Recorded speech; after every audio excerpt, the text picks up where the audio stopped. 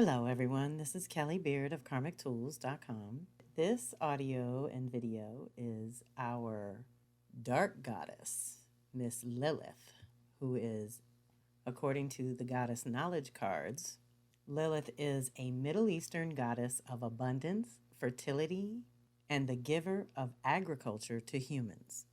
The first woman created and the first wife of Adam. She refused to be subordinate to Adam in any way. Lilith is associated with the owl, a figure of darkness and deep wisdom, for she is also a goddess of death and transformation. She is sometimes represented as a demonic figure, for her dark wisdom and her sexual energy can be very threatening. She is known to appear as a frightening figure in dreams. Lilith is associated with the lotus. The symbolism of that flower tells us much about her. The lotus, an exquisite flower that grows out of dark, rank, decaying earth, represents spiritual unfolding and the blossoming of the heart of wisdom. Like the lotus, Lilith challenges us to look upon our dark side and incorporate it into our wholeness so that our great beauty can blossom forth. So deep breath. The dark side is not always bad or uncomfortable once you get to know and understand it. So if we take these pieces basically individually, the first woman is an amazing gift, but she also refused to be subservient, demanding equality. So of course, that's going to rub some people the wrong way. And there are some stories that say at first she was a maiden at Inanna's temple, meaning dedicated to the feminine, dedicated to the sacred feminine. So, of course, patriarchy had to convert that into a demon who eats babies and seduces men because they wanted no more women to connect to that kind of empowerment, basically, to know their sexual power and to demand fairness and sovereignty.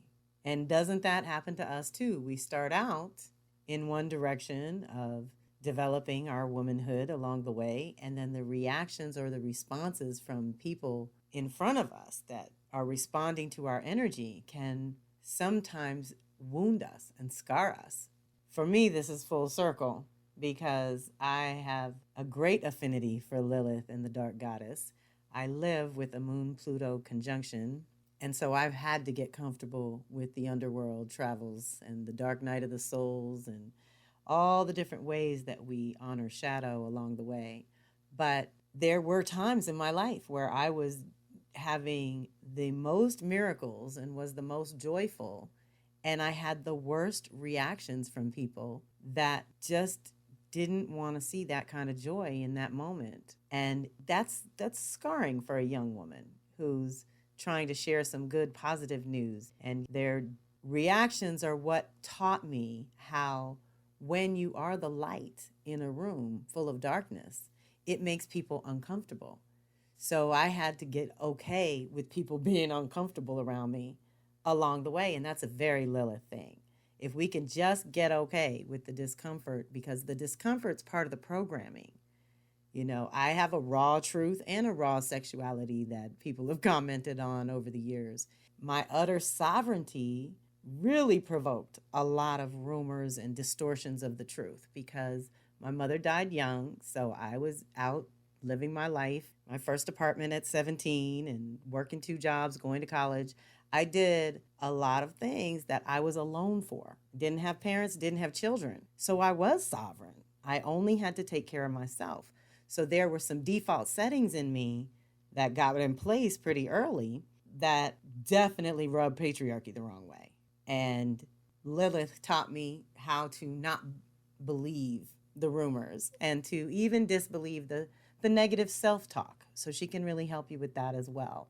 So Lilith, the demoness, is really the wounded or rejected shadow feminine that we've all been through at some point or another, been demonized in ways that weren't natural and weren't actually true. But people's fears and phobias and misperceptions and misconceptions will do that. But over time, there's an evolved version of Lilith that turned into the self-empowered dark goddess that we speak of today, who's comfortable in her own skin, basically exudes this kind of calm defiance.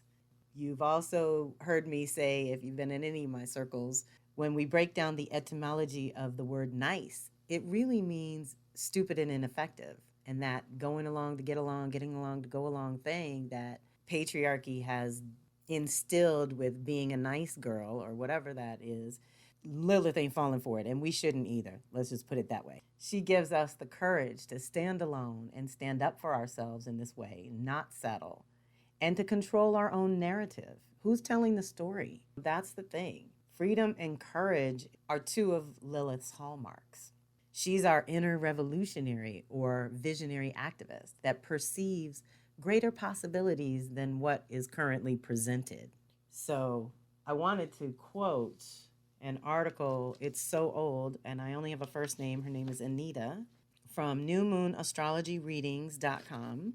She says, Lilith's wrath is essentially based on moving beyond rigid constraints of a social or religious dogma, exposing the ever-gaping holes in belief systems that hinder freedom and equality.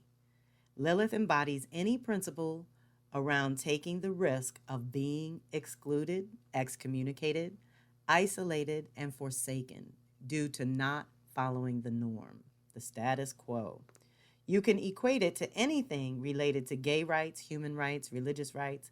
Anyone who has been outcast, abandoned, shunned, or bullied can relate to the trappings of Lilith, whether in her shadow rage or her fearless, courageous crusader stand. Lilith is the true female warrior who fights for progressiveness away from outmoded, restricting, imprisoning, tired out systems, structures, and beliefs. Lilith took a big bite of the apple of the tree of knowledge and discovered the lie, that it wasn't evil to acquire knowledge, but that ignorance was a sin. So deep breath. Having full knowledge of your shadow self, of your dark goddess within, vitally important.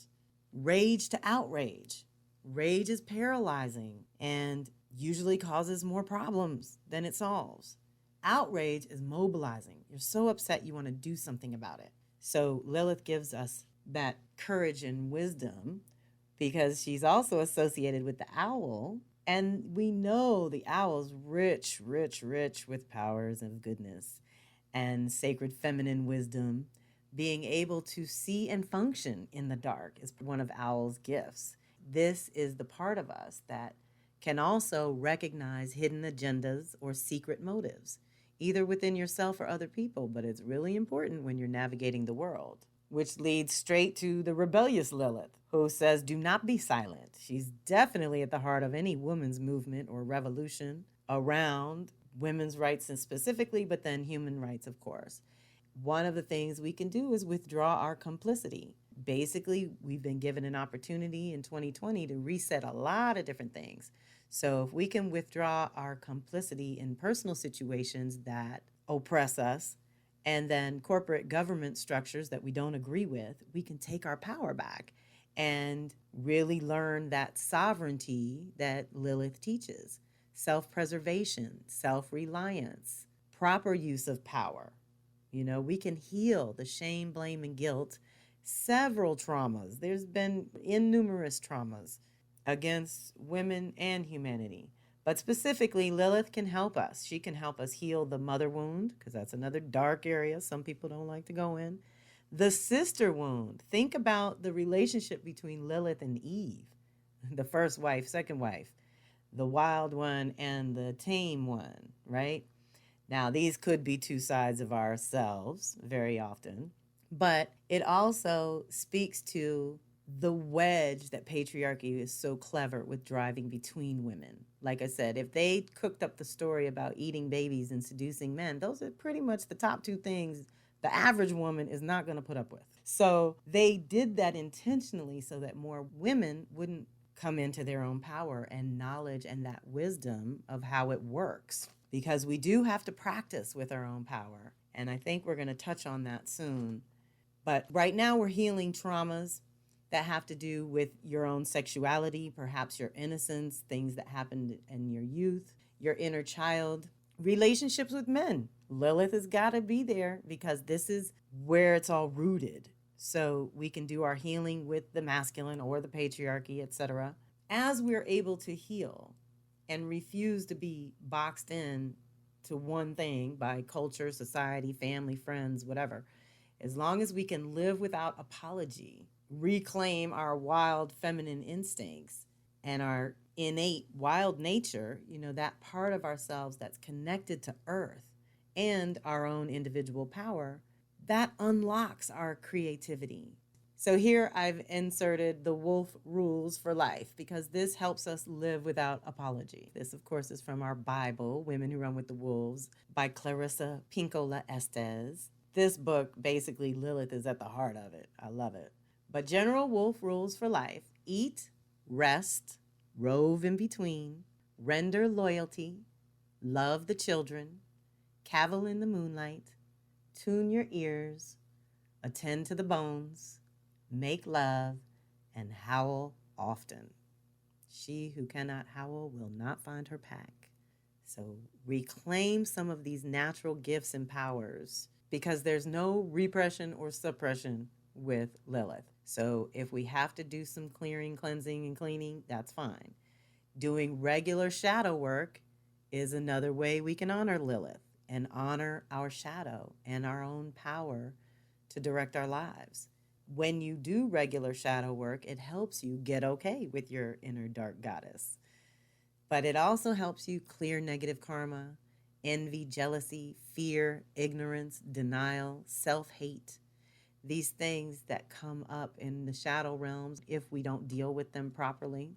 Lilith can really help us own our power and practice with it so we can learn how it works. For ourselves, as an individual, you need to practice with your own power to see how it works under what circumstances. Is it strong or weak? There's all kinds of ways to practice and research this.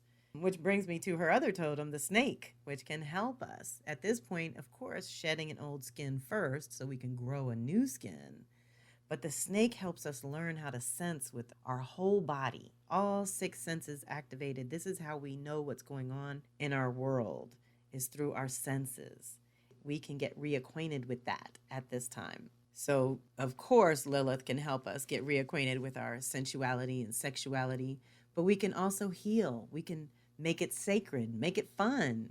Research and learn about Tantra, which includes a lot of breath work and learning how to do energy exchange, preferably with someone you love and care about. But there's movement and yoga and stretching and lots of healing that also is part of tantric practices. You have to honor or at least get comfortable with your sexual nature and preferences. We have to release whatever patriarchy has demonized or made dirty. So that's why I like to call Lilith the goddess of power and self-reliance, because she is in touch with her own inner authority and wants to define her own terms and tell her own story. And she wants to live her life with integrity and passion and not live a half life. She goes for the fulfillment of being here, of being in the body, of enjoying the sensual pleasures of having a body, because it is a temporary thing. So let's love on some Lilith. Let's do a little shadow work maybe this week. Perhaps check in with yourself around neglected parts that need some attention, or issues with power, issues with sovereignty, and what that really means and how to have it no matter what your literal circumstance is. Because we all have various external limitations, but this sovereignty that Lilith brings to the table is internal. It's completely internal. It is never predicated on anything outside of you. So may you be in touch with this part of yourself and learn to love her and enjoy her, because she wants to be there for you and she can be there for you when needed. Before I sign off, I want to quote one more article by Isabel Ganay from Llewellyn.com. And this is such an old article, I doubt I could even find a link if I wanted to. But I want to leave you with another brilliant image for Lilith. She says, I like the entry for sediment found in the dictionary. Solid fragments of inorganic or organic material that comes from the weathering of rock and are carried and deposited by wind, water, or ice. It's quite poetic in a way. I think of all the years that had to pass to weather the rock to grind it and chip bits off of it. And then the elements of the universe, the air, the water, perhaps even fire, taking these bits and bringing them down to earth, to the ground. In there sprang Lilith. Lilith combines all that plus metamorphosis into all that we have beneath our skin. The bits that didn't wear away, that stayed alive and true about us. They are still there. We need to acknowledge them and face them in order to make them our own.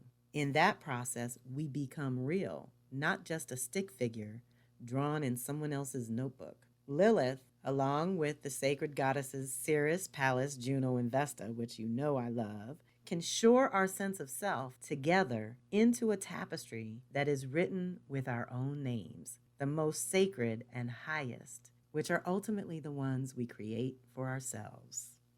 Deep breath. So thanks again for listening. This is Kelly Beard of Karmic Tools signing off.